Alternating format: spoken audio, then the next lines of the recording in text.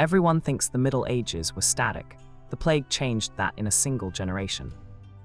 1347. Genoese merchant ships docked at the Sicilian port of Messina. They carried goods, silks, spices, and rats. Within weeks, the city was dying. Historians now know those ships carried Yersinia pestis, a bacterium that would kill between 75 and 200 million people across Eurasia over the next 3 centuries. But in that moment, nobody understood what was coming. The plague would not announce itself as an economic revolution. It would announce itself as death. 1348 to 1353.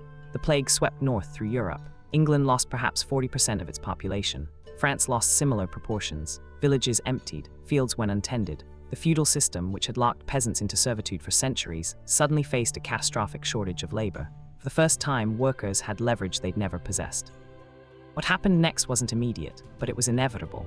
As villages competed for the remaining workers, wages rose. A laborer in England in 1340 earned roughly 2 pence per day.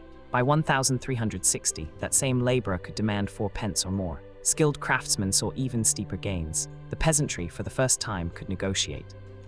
Landowners panicked. They'd built wealth on cheap labor. Now that wealth was eroding in real time.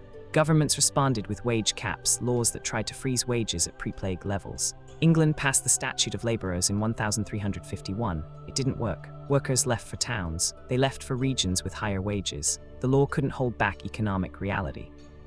Wealth distribution shifted. The merchant class grew. Urban centers thrived. A new middle class emerged, people with skills and capital who could exploit the chaos. Meanwhile, the old feudal aristocracy, dependent on vast estates worked by cheap labor, began to decline.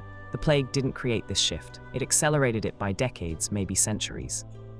Prices for goods rose too. Fewer workers meant less production. Supply contracted while demand remained. Inflation rippled through the 14th and 15th centuries. Rents climbed. Food costs climbed. The people who'd gained wage leverage now faced a squeeze from living expenses. The economy wasn't simply rebalancing, it was reorganizing.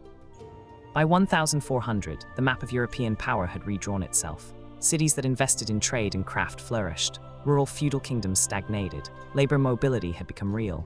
The idea that a person could move, negotiate, and improve their condition took root. The plague didn't create modernity, but it cracked the medieval system open. The Black Death was a catastrophe. Millions died, but it also exposed something. Economic systems are fragile. When supply shocks hit hard enough, power moves. Labor gains leverage, wealth redistributes. The structures we think are permanent can shift in a generation. Understanding how that happened then helps explain how economies respond to disruption now.